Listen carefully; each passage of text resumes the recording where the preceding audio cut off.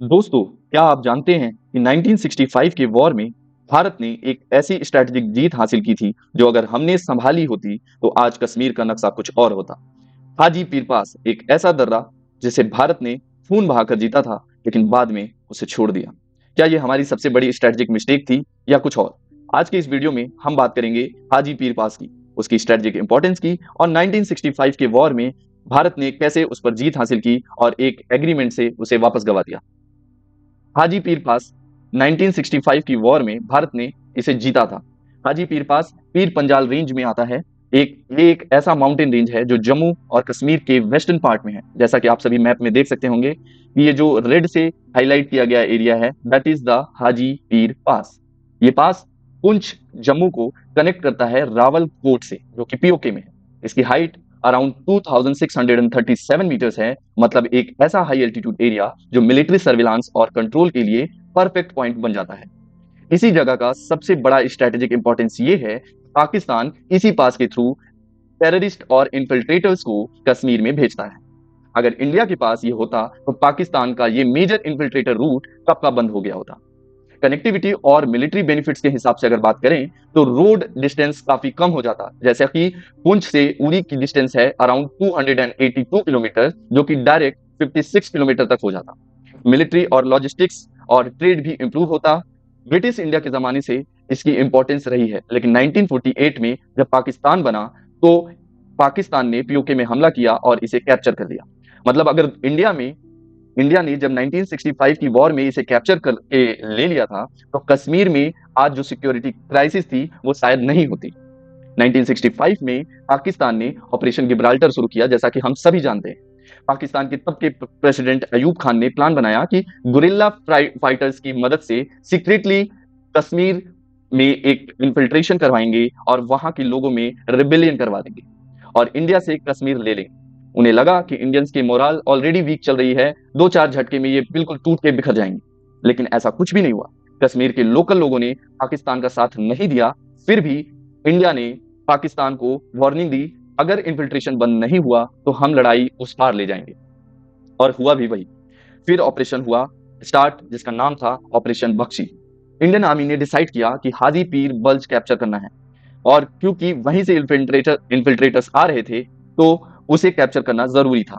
इस मिशन की रिस्पॉन्सिबिलिटी मिली 19 infantry division की मेजर जनरल एस कालान को और 68 इन्फेंट्री ब्रिगेड के ब्रिगेडियर जेसी बक्सी को।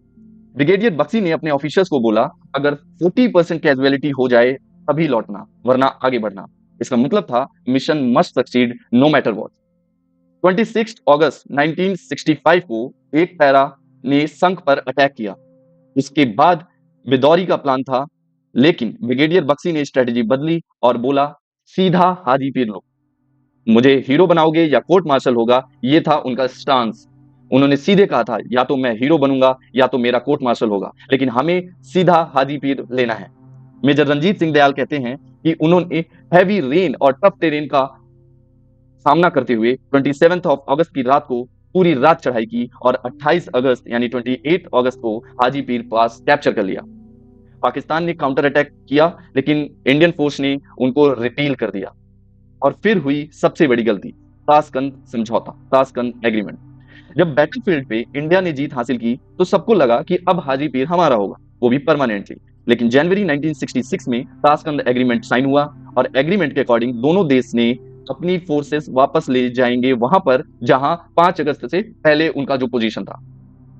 मतलब इंडिया ने हाजी पीर पाकिस्तान को वापस गिफ्ट कर दिया, जिसे सोल्जर्स ने अपनी जान गंवाकर जीता था। ग्राउंड रियलिटी ये थी कि इंडिया ने 1920 स्क्वायर किलोमीटर पाकिस्तानी टेरिटरी को कैप्चर कर लिया था, इंक्लूडिंग हाजी पीर। लाहौर के आसपास के एरिया को भी कब्जा लिया था।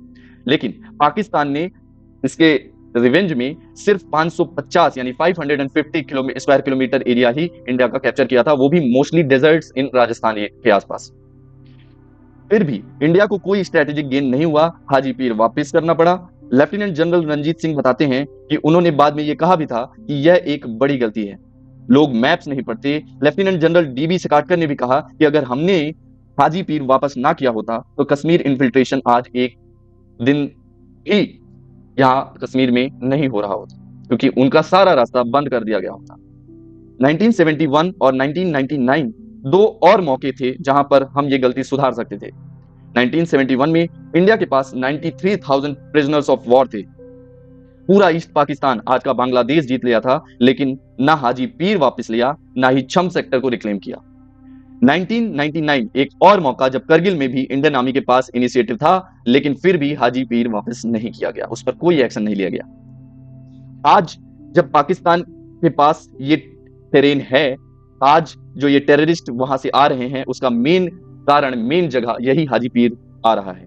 अगर हाजी पीर वापस हमारे पास आ गया होता तो ये सब का बंद हो गया होता। जनवरी 2025 में इसी साल भारत के डिफेंस मिनिस्टर राजनाथ सिंह जी ने ओपनली कहा था कि अगर हमने 1965 में स्ट्रेटेजिक गेन को नेगोशिएशन में कन्वर्ट कर लिया होता तो इन्फिल्ट्रेशन का प्रॉब्लम कश्मीर से कब का बंद हो गया होता।